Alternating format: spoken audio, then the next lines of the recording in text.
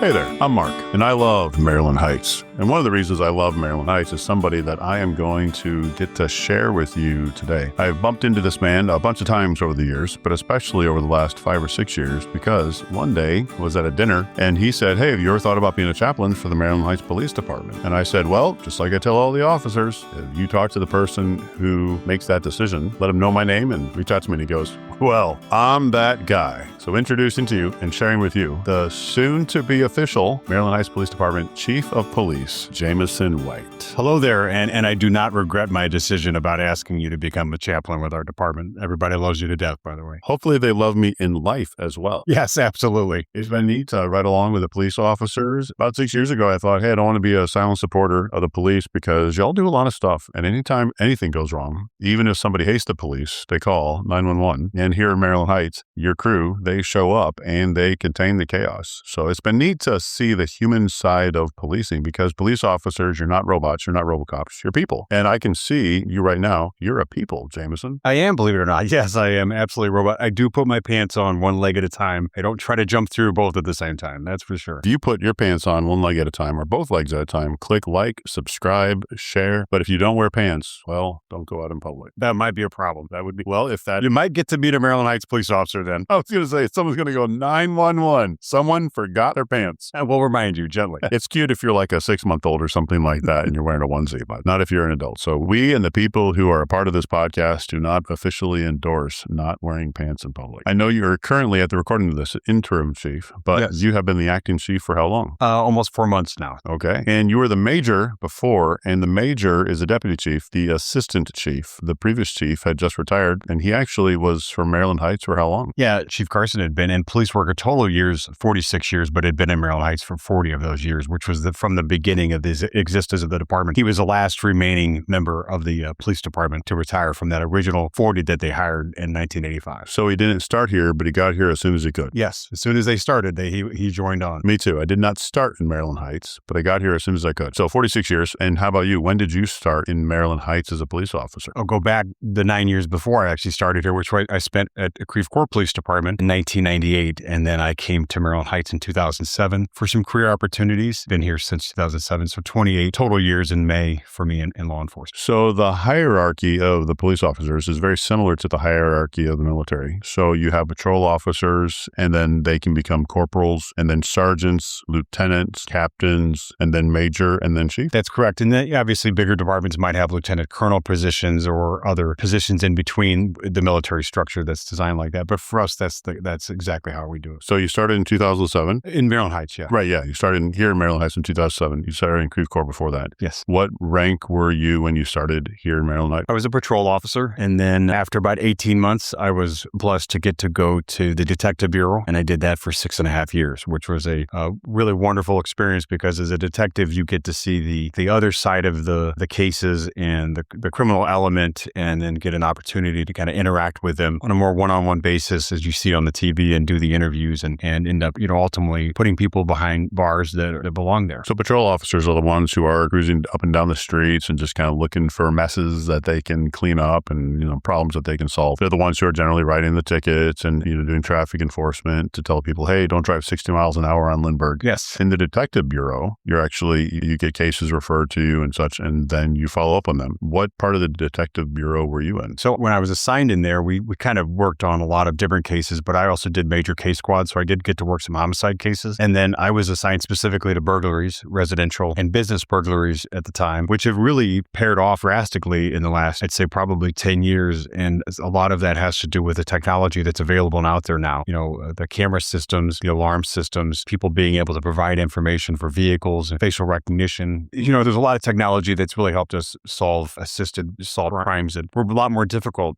15, 20 plus years ago. It's a lot harder to get away with murder now with DNA and a lot of the other technologies that are out there than it would have been 30, 40, 50 years ago. Oh, absolutely. I remember one time, it wasn't in Maryland Heights, it was in one of those other municipalities where I was turning left and the light was yellow. I turned left and it was clear, but I got a ticket sent to me 2 or 3 weeks after, and I did not like that. And I was like, oh man. And I saw the picture that they sent and it was me. And I thought, okay, well, I'm not going to contest this. It was like $80. I was like, okay, fine, whatever. Because, you go to the judge and they're going to go, nope, cameras don't lie. And I didn't like that. But I have seen when they're looking for a specific vehicle that's involved in something serious and the cameras around St. Louis, just on public property, they can actually say, hey, the person's here. And we're pretty sure that he sleeps in this area. And so then 2 a.m., 3 a.m., patrol officers can cruise that neighborhood, find the car, find the bad guy, and keep him from doing bad stuff. Yeah, and I think to services that stop him from being the villain. Yeah, potentially. Yeah, absolutely. And that's the nice part, is it does help us track where individuals are traveling, whether there's been a shooting or homicide in a certain area, what kind of vehicles are coming and going from the area. It's helped immensely with a variety of different, your stealings, your frauds, you name it. The different digital systems that are out there have been, immensely helpful to solving crime for sure. So when people have those cameras on the front of the house or the Ring doorbell cameras or maybe a camera in their common areas or backyard, those are actually helpful. Absolutely. And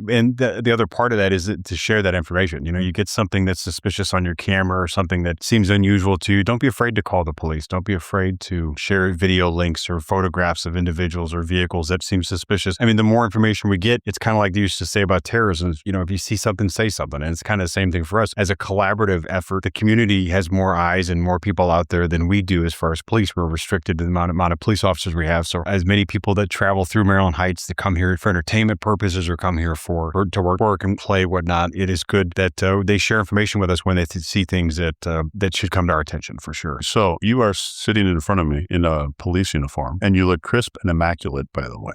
Thank you. You always do. Clean shaven and everything. But you weren't born into a cop uniform. Why a cop? Does it run in your blood? It's interesting. It's a great question. And that's one we ask the new recruits when they want to come be a police officer. For me, as much like you probably, it was a calling, I would say. Can't remember a time that I didn't want to be a police officer. In 4th grade, I wrote a paper and my teacher at the time came back to me, and much like that movie out there where they tell you you're going to shoot your eye out when you want the BB gun, she told me, she says, that's dangerous. You don't want to do that job. And I thought, gosh, my 4th grade science teacher, who are you to tell me that I don't want to do this job? What if this is the thing that I want to do the rest of my life? So that's why that really resonated with me. But interesting, I had no family, no friends. I didn't know any policemen. My parents were petrified by the idea, horrified that for me to get into law enforcement, just scared about my safety. And as I continued my path towards college, when I get into college, I had played 3 sports in high school. So I was very athletic, and it was something that just was, again, on my path as far as becoming a police officer, something that I felt I could do it. I have the physical skills and abilities to get through the training that's required, the police academy that can be very difficult. And I took my first criminal justice course in college. And I remember calling my mom after about a week of going through that and saying, I'm going to be a police officer. And there's no ifs, ands, or buts. I loved every bit about it. I absorbed every bit. I just really enjoyed the class, the topics, the information, and so that after I got out of college is where I then applied to get into police work and ended up going to the Eastern Missouri Police Academy. What, you said 3 sports. What were they? Basketball, football, and baseball. No martial arts? No martial arts. No, I'm not coordinated enough for that. I think a police officer should say that. I can't win a fight, but I will slam dunk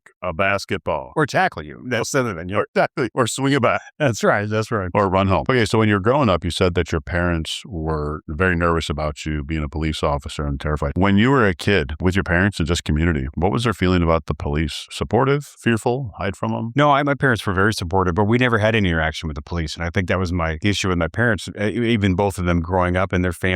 They just didn't have any interaction with the police, didn't really understand police work. And it wasn't like it is today where there's 1,000 different shows on TV portraying police officers and detective work and, federal officers in a variety of different roles. You had your Cagney and Lacey, you had your Chips Patrol, which I watched. You had your Miami Vice, so there was very limited amount of movies, the Dirty Harry type movies and things of that nature. But it was the car, I can't remember the name of the show, Car 54 or something like that. So there was a lot of these there was an Adam show too. I mean, the chief used to talk about, but that was what people really knew about police work. So it was pretty limited. And for them, it wasn't anything so much that they disliked police work itself. It was more about the safety issue of it, which was kind of ironic because that was something that I wasn't really that worried about. There was a person in our congregation, he's now in heaven, but he said that growing up, he was taught, he was a much older person. Growing up, he was taught to always obey. You can always trust doctors, police officers, and pastors. And society obviously has changed. We hear all the bad stuff. So anytime any politician does anything bad, it's on the news right away. Anytime a pastor or priest does something bad, it's on the news right away. Anytime a police officer does something bad, it's on the news right away. Anytime a teacher gets in trouble for an inappropriate relationship, it's on the news right away everywhere. It could happen in Georgia, and you're going to hear about it in Oregon by the end of the day. And so a lot of trust in institutions and organizations has weakened over time, just as people are kind of looking for that scandal. Police obviously have suffered with that too. Not everybody who's a pastor or a teacher or a construction worker is really doing their job very well. And police officers, same thing. How has policing from inside the world of policing, how has that changed over the past 20, 30 years, over your time in policing? It changed drastically. And I can actually go back to I was in high school when as those who remember Rodney King and that situation that happened in the Los Angeles area that caused quite a bit of rioting. And so we're not immune to civil unrest associated with law enforcement activities, for sure. If you go back even further into the history of law enforcement in the United States, there have been numerous times when there have been incidents where the public has kind of had an uprising because the law enforcement community, maybe collectively, was not being the type of professional individuals that they should have been. And so it's unfortunate, though, that one bad apple can have the appearance of ruining a bunch. Certainly, we've seen that in our time or my time in law enforcement with several different situations that have occurred over time. And some of them have maybe just been because of either miscommunication or the way that it was portrayed through the media that has unfortunately given law enforcement, a bad reputation. The reality is the majority of the policemen and the departments that are out there are really holding their officers accountable for their actions. And we have become a much more professional organization and profession as a result of some of these things that have happened. So the silver lining to some of this is we have to check ourselves. And if we're not checking ourselves and we're not fixing the things that are causing these issues, then we're not really understanding what the public's desire is and the public's expectation is of the law enforcement profession. So we can be better. And in the end, that's exactly what we have done. There's a lot of training that has become available because of some of the civil unrest that has happened in the past. There's a lot of a variety of different courses available for our officers now. And collectively, as a department, we are going over policies and procedures. We're changing our policies and procedures as needed to address some of these issues that have happened. In fact, very quickly after the incident occurred with George Floyd, we changed our policy as far as any type of airway restriction during a use of force type incident, that was not going to be acceptable in any shape or way or form,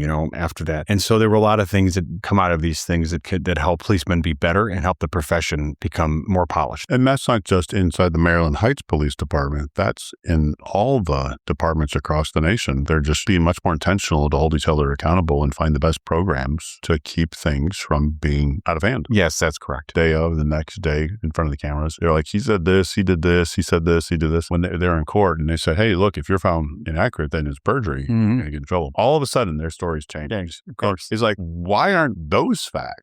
But, that's what kind of happened in the 90s with the Rodney King thing. It was that boiling point with LA stuff. They'd been really they were heavy-handed police department, and it ended up exploding. When the first time the VHS camera was used to record police brutality. Yeah. And then got shared with everybody in the world. Pretty incredible. Before cell phones. I think a big struggle, though, also is most of people's interaction with the police department is not like Citizens Academy. Here's how you keep your home safe and lock your doors. Most people's interaction with the police department is, I got a ticket, or I was playing music way too loud at a party and the police got called and they're like, clear out of here, turn off your music. But they interact with the police officers when bad things happen because their choices are the choices of people around them, or someone's mad at them. And so that doesn't help. And there's a lot of people who have the story of the police gave me a ticket. It should have been a warning because I was only 9 miles over the speed limit. And it's just like, well, you're going over the speed limit. So I've heard it said it takes 10 positive interactions to outweigh a negative interaction. Has that been the case? Many times we deal with individuals who are having their worst moments, experiencing a mental health crisis, going through something that maybe they never thought in their life that they may have to go through. Could be a domestic violence scenario, something very difficult with a child or a car accident or you name it. So we do have to interact with those folks in a moment that they never thought they would ever have to interact with the police. Now, on the positive note, there are a lot of positive interactions that officers have with people that might be the only interaction that person has with a law enforcement officer their entire career. And that's the thing that I do to remind the police officers every interaction, whether that's you holding a door for someone, whether that's you saying good morning to someone, whether on a traffic stop you decide to give someone a break, that interaction can leave there with them having in their mind that positive, hey, this police officer, or more importantly, even this police department, these officers are good police officers here. And that's important to me, particularly for our profession, but also for the community that we serve here in Maryland Heights. My expectation is always professionalism, ethical decision-making, and integrity from our police officers every day. I used to think how goofy and dumb of a waste of taxpayer money it is to do something like coffee with cops, where, cops show up and you can get coffee with them or just whatever. But I realized that's a big part of positive policing, where people can have a positive interaction with the police officer. And then also the police officers can have a positive interaction with the community, because you always see the worst of society. Someone who's lost a temper, someone who's making very bad decisions, someone who got turned around morally. And so those kind of things are so good, not only for the community, but also the police officer to realize, hey, not everybody is out to sell fentanyl to 4-year-olds. That's exactly right. And that term that we use for that is community engagement. And we do a really great job at Maryland Heights to a variety of different events, open house that we do for the police department, inviting individuals into the department and giving them tours and all of our equipment, kind of getting those items out. But our public information officer is really good at putting events together. The Junior Police Academy has been a hugely successful event that we've had for some of our youth in the community to come to the department for a week and experience what it is like to be a police officer. You mentioned our Citizens Academy is another really, really excellent tool. But there's so many little things that we do on our social media pages and their webpage kind of outline some of the stuff that we're out there in the community and those events that we're doing. But we absolutely love being a part of it. Back in the day, Sir Robert Peel was the one man that created law enforcement back in England. And he said, one of his quotes was, the public are the police and the police are the public, because we are still part of a public somewhere where we live and so I want my policemen to treat this community they live in like they'd want to be treated in the community where they live, and they're being served by some other law enforcement agency. So it's something to be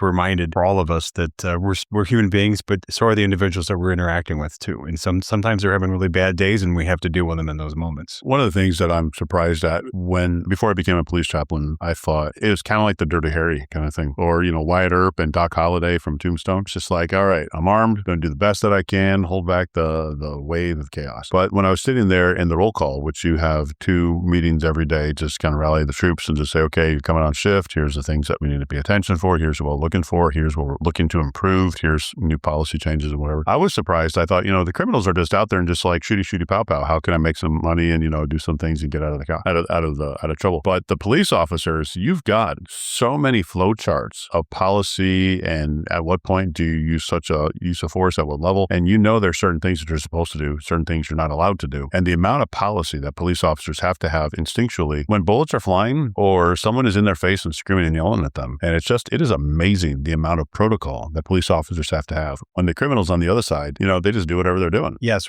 so every year we go over our policies extensively with the officers of our vehicle pursuit policy, our use of force policy, policies about jail and detention, arrest, the things that the officers are doing every day. But like you said, sometimes are instinctual, but at the same time, there is a path to how those instincts were developed. And it's part of the training, part of the academy experience. It's part of our shooting that we do. Every year we qualify twice a year. Our officers have quarterly ranges, and we do a monthly shooting with a simulator that we have in the police department basement that has a screen, and it puts you through live type scenarios, which are typical life or death, type situations. So we're getting them thinking about being in those scenarios and those types of situations, because you're right. You're making some very, very difficult decisions in some very quick time frames, split seconds, blink of an eye type of moments. Sometimes people feel like they're just going to carry a gun wherever they go because then they can keep everybody safe. But what they don't realize is they're not trained in identifying civilian target, hostile target. And if they see the bad guy, they might unload a magazine in that direction, not realizing that they just shot a couple of kindergartners and a grandma. You're right. And, that's one thing about concealed carry, which, I support a person's right to bear arms. But the reality is that there is a huge responsibility that comes along with that. And as a police officer, we're protected. Not that any policeman goes into work wanting to have to take another human's life. God forbid that is to happen. But as a civilian, if you were to have to do that, there's a lot of other repercussions that come along with that. We have protections through our city and through our city attorneys and insurance that are provided to the officers. Whereas a civilian, you don't have those same protections that would be afforded to you. Even if you were justified in shooting and having to take someone's life, it doesn't necessarily mean you're not going to still experience some of the repercussions of that civilly or criminally. And you're not just going to have the training and the constant refinement refinement and accountability of, can you be in a hostile situation and not shoot the civilians? I have no like that simulation that you have. I need to try that at some point. I'd love to try that if it's ever kicked up, because I am pretty sure, because in that simulation, some of the targets are soft targets, some of those are hostile targets, and you're not supposed to shoot the civilians, but you are supposed to identify the threats. I am sure I would fail that test just because I'd be so gung-ho and excited that anything that's moving, I'm going to start shooting at. And we don't want that to happen in Maryland Heights or any community. Absolutely. And some of those scenarios are designed that way to test the officers. There may be, there's one that's like it's like a bank robbery, and you're arriving and you're running up to the door, and all of a sudden people start running out the door at you. And that's one of those moments where as a policeman, you're already kind of amped up, your adrenaline's going, you're going into something that's kind of a scary situation potentially, and now all of a sudden somebody's crashing through a door right in front of you, but those are designed to make the policeman pause for a second and to take that kind of notice in that moment of who's good, who's bad, who's carrying a weapon, who could be the enemy. And it's important because police officers, you have body cameras on anytime you're interacting with the public. I've seen it. And it's important because that body camera footage is going to be reviewed by not necessarily a friendly viewer. It might be a defense attorney or prosecuting attorney. It might be somebody who's looking for anything to tear into this officer or the department for training. At first I thought, man, it'd be hard to live your life with a body camera. But as I talk to police officers, it actually saves them a lot of trouble because it shows the public as they really are. If a person has an interaction with the police because they were beating their wife or someone in their home, and then the police officers get called, they'll say, oh, they came in and they disrespected me and they said this and this, but then you show the footage and it's the person cussing out the police officer. The police officers are still, yes, Mr. Johnson, I'm respecting your rights, and your wife allowed me to come onto your property, and the guy's just cussing them out. And I'm very proud, especially of our Maryland Heights Police Department. I'm very proud. I've seen people full rages, cussing and screaming and getting right in officer faces, and they just continue to keep a very professional demeanor. I am very proud of the Maryland Heights Police Department. You do a great job at building that pro-community culture. I appreciate that, and a lot of that has to do with our hiring practices. A lot of it has to do with our higher expectations of our police officers. You're absolutely right. Those are some difficult moments, but those body cameras have helped us resolve so many internal complaints because people are saying that the officer said this or did this particular action. You go back and watch the body camera, and we just completely debunk that. I mean, I think probably almost weekly you see an athlete, professional athlete, movie star, or somebody famous politician that's on a body camera that did something inappropriate or said something inappropriate, And so it's been way more helpful as far as law enforcement community is concerned. And you're not seeing as many officers doing things that are inappropriate, unprofessional, unethical on body camera as you're seeing on the other side of it, where you're seeing other individuals that are doing things inappropriate or criminal in nature. So I wanted to touch on police officers. If they're giving you a ticket, they're not just only handing out tickets that day. They're getting called to all sorts of different things. If you're talking to a police officer who's on their lunch break, it's not like they were sitting in their car for the last 6 hours just typing reports. They've been called to a bunch of different things. As a pastor, I get all sorts of different things in any particular day. So when somebody at the end of the day says, what'd you do today? I actually, if I want a meaningful answer, I got to pull out my phone and go, well, I did these 9 different things. Meanwhile, taking phone calls and spending time on emails and conversations and texts. My day is all over the place. A police officer, the same thing. So if you're seeing somebody walking in to get lunch at Chick-fil-A or something like that in a uniform, they probably haven't been doing paperwork one morning. What kind of calls does a police officer generally get called to? It's different for the size of the agency and where the agency is located.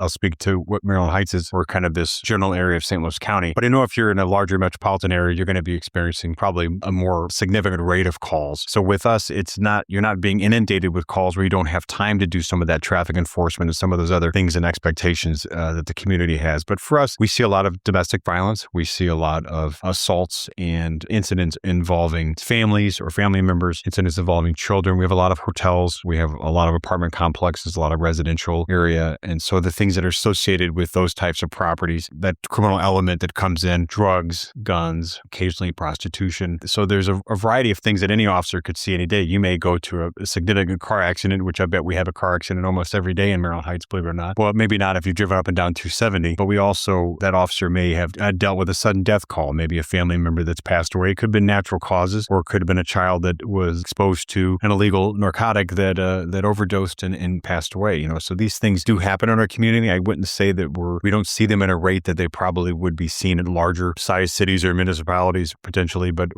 it's a regular steady volume of calls for sure. About 50,000 calls for service every year come in to our dispatch, the city of Maryland Heights. 50,000 calls of service over the course of 1 year. Yes. That is a lot of calls. It is. It's 137-ish a day. Yeah. That's busy. Kudos goes to all the dispatchers who Absolutely, officers there. So you have gotten to the point of chief after more than 20 years of policing, but 20 years ago you were in patrol and now you're chief. What would you say when you're talking to other police officers, not just police officers, people with all sorts of careers, teachers, bankers, whatever? What would you say is a key thing in a good career? I didn't obviously get into police work thinking I was going to be a police chief, and I didn't really get into it thinking I was going to be a supervisor. It took a few years, and then when I started to work for some really good supervisors, I thought that's something that I want to do. I want to be that individual. I want to be that person. I love leadership. I love servant leadership. I think there's some things that everyone can learn from like the servant leadership mindset. But for me, probably wasn't until I was a lieutenant where that path began to start to open up a little bit, where I thought, you know what, potentially I could be a chief of police, and maybe not necessarily even in Maryland Heights, but with my education and the other things that I had going on and some of the training, I certainly was getting myself prepared to potentially maybe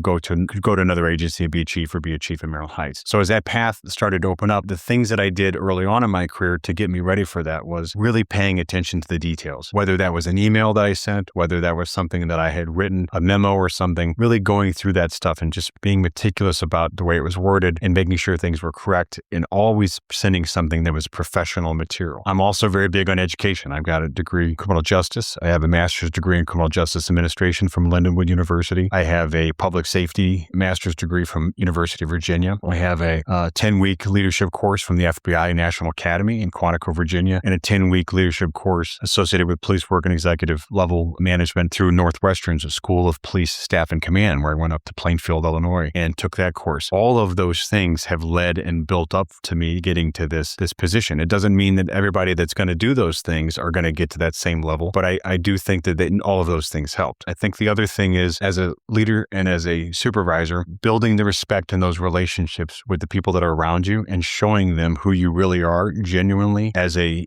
person and as a leader, and getting them to follow you through that path and getting them to help push you in that direction, and having some good mentorship as well. Chief Carson was an incredible mentor to me and helped me out, and I've had others during my career to kind of put me onto that pedestal and to kind of push me down that path. So I think there's a variety of things. I'll never pat myself on the back. I also want to say spiritually, from that side of it, God's a big part of my life and has always been a big part of my life. And I think for me, I couldn't be where I'm at if it wasn't for God's plan and path for me. So I have to recognize that, and I have to build that into my daily routines and the things that I do, as far as whether that's praying, whether that's reading my Bible, whether that's just having a spiritual moment, talking to others about Jesus Christ and what that's done for me in my life and how it's kept me out of some of the darkness that this job can cause. So from that, I'm hearing have a purpose and pursue that purpose. Excellence means trying to constantly improve, which you can do through programs or mentorship. That also means being professional. As your uniform is immaculate, you're well shaved, everything, but also paying attention to details and being authentic. Those make a big difference. I think that make a big difference in any career, especially a high stress career as a police officer. Hey, so something I wanted to ask you. I know you used to play basketball, football, and baseball. What sort of hobbies do you still have? It's kind of interesting. I am a big outdoorsman, so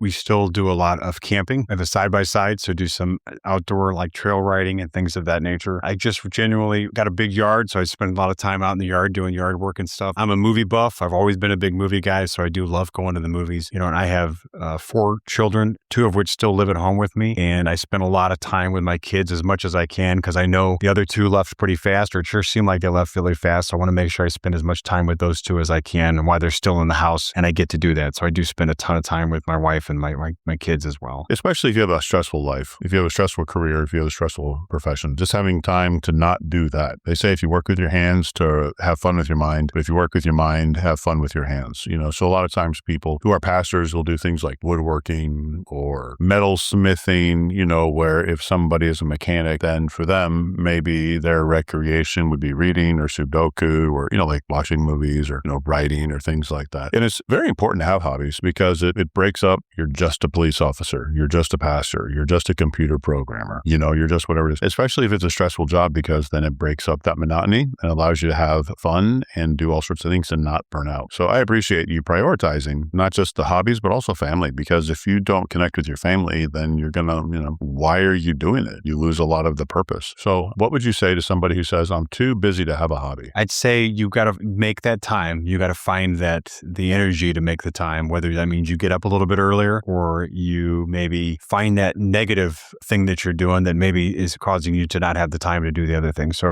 whether that's working out, maybe that's something that you just don't realize that you're doing that's keeping you from the thing the passion, the thing that you used to have. Because we do see that a lot in police work because of the schedule, the night shift, the normal routines of individuals really get mixed up. So if somebody love to wake up bright and early in the morning and go for a jog, well, now they're trying to get done with a 12-hour shift and it's 7 a.m. and now it's time to go to bed and they don't feel like going for a run anymore. And then when they wake up, now they got their day going and stuff. So things like that, you kind of get lost in the shuffle. So it's important, particularly for police, fire, EMS, public service that have unusual schedules, get back to find that thing that you used to do. Our officers say things like, well, I love to fish. Well, when's the last time you went fishing? Like, well, I can't even remember. That's the kind of goals in some of those hobbies to try to keep your mind where it needs to be. So for me, my hobbies are, I love listening to podcasts because I can learn some listening to history or business or entrepreneurial excellence in podcasts, spirituality, counseling. I love that kind of stuff because I just love to learn. I just love to know and I want to do better. But I also, big hobby for me is lifting weights. I'm trying to do more cardio just because it's good for you, but I love lifting weights. I love pushing the numbers and I get a ton of satisfaction out of doing that. And so I'm with the chief here. You got to have hobbies. And if they can be physical hobbies to get you active and moving, especially if you have a sedentary life, it's going to be so much better. Recently, somebody said, hey, have you ever tried disc golf? And part of me is like, man, this is kind of like,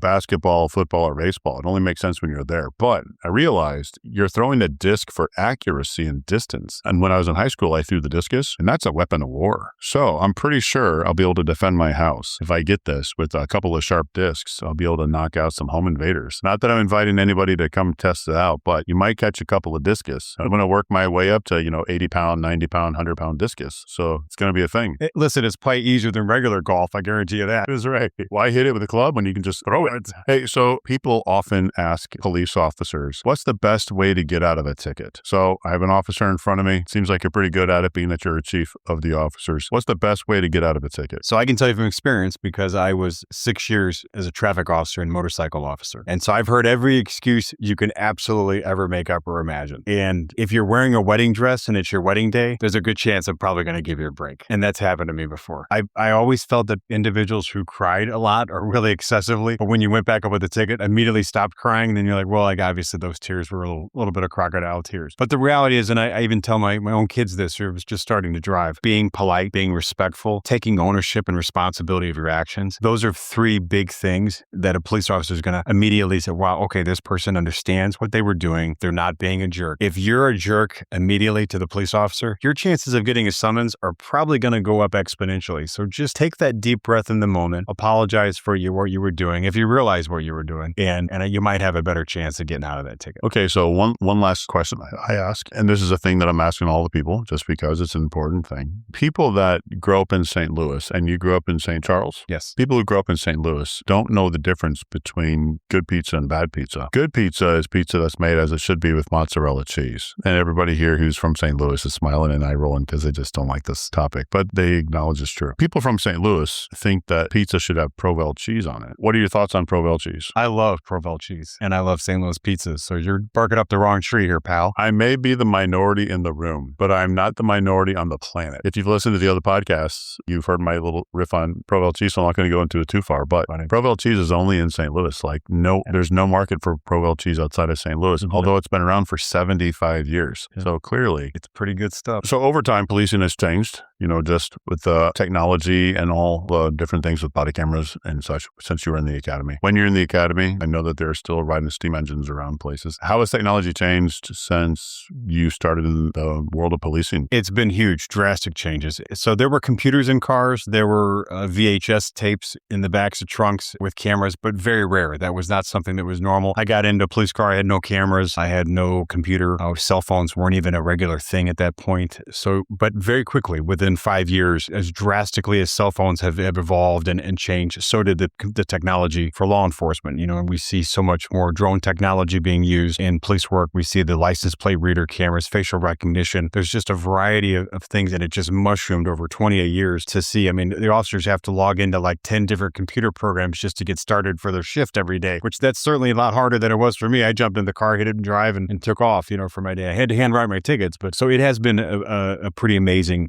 kind of experience watching that technology grow and how it's helped us to reduce crimes. I know tasers have gotten more efficient, more effective, and I know that police cars have AEDs in them, a lot of the first aid. Any other ways that technology have made you more efficient or safer? I think we did speak earlier about body cameras, but one thing a lot of people don't realize about body cameras is that certain systems have GPS in the camera systems. So we have GPS for the officers for tracking purposes in the cars as well. We also, the cameras, if they are stopped or laid down for any length of time, it's like a 15 or 30-second window, the camera automatically begins recording. It sends an alert to all of the officers on duty that the camera's down. So if the officer was struck by a car or hit by somebody, knocked to the ground, that automatically, as far as an officer safety thing is concerned. So there's neat little technologies like that a lot of people don't realize. Some officers are out there and they're thinking, I'm not making any difference. And so one of the things when I ride along with a police officer, I'll say, hey, thank you for responding to that situation. Thank you for talking to that person that way. Or, thank you for noticing and pulling that person over. Thank you for being an active police officer. So for the people who are police officers and wondering, are they making a difference? Or for the community, we watch the news and it seems like everything is worse than it has ever been before. Like everything's going down the toilet. What are we winning against crime? Like what are the trends? Are we winning against crime more? Are we losing? Is everything going down the toilet bowl? Great question. So the reality is that we're winning right now, which is a positive. We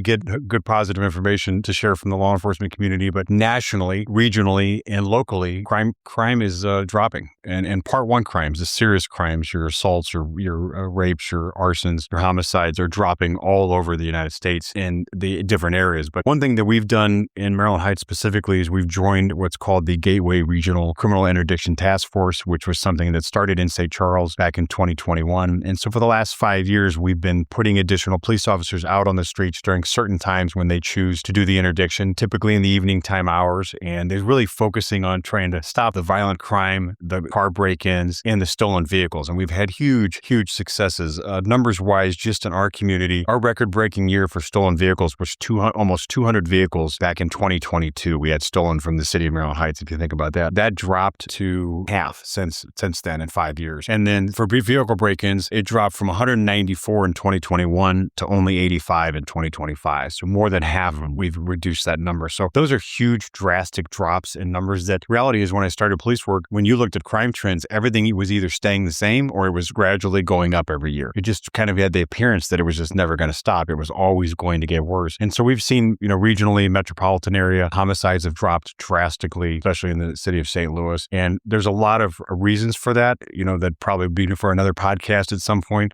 nationally. But I think some of those community engagement tools that we're doing, some of the educational things that they're doing in other communities, in our community, trying to get out the word about violence and gun violence and just generally speaking, positively about our youth and trying to teach them a little bit more about taking responsibility for their actions and generally what is good and bad for them as far as their future is concerned has helped us out quite a bit as well. Those numbers are not just good numbers because they're lower than they were before, but the population and the active presence of people in Maryland Heights, people, who work here but don't sleep here, those numbers increase. And so not only are the numbers down, but the percentage is even much more proportionally down just because more people here and less bad things happening. Our population has certainly increased. We've added apartment complexes and hotels, over the years. So that certainly is really an excellent point. We're definitely not reducing our population by any means, that's for sure. So if you were interacting with the police officers and you see them at a restaurant, they're getting lunch or whatever they're doing or getting breakfast, I would encourage you to consider buying them their coffee, consider buying them their lunch. It's like $12, but they have been dealing with people who do not like them because they got pulled over or they were screaming at their wife or just who knows what. And that might be the one good thing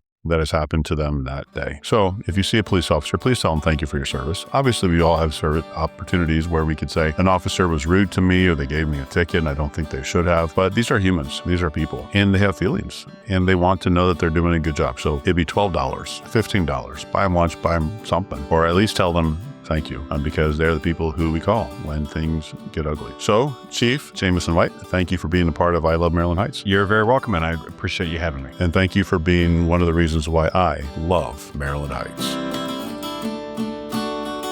I left my gun at home one time. I got in the locker room and I started getting dressed and I'm like, where's my gun? And I just panicked. I'm like, oh my gosh, do I have time to drive home? And I didn't because I lived in St. Charles. I was at Creve Court at the time. So I called and woke my mom up. I'm like, oh my God, you're not going to believe this. She laughed. I guarantee she laughed the entire way here. My mom had to bring my gun to work. And that's like most embarrassing thing that's ever happened. I'm like, she's coming to dispatch over here. And they made fun of me for weeks for that one.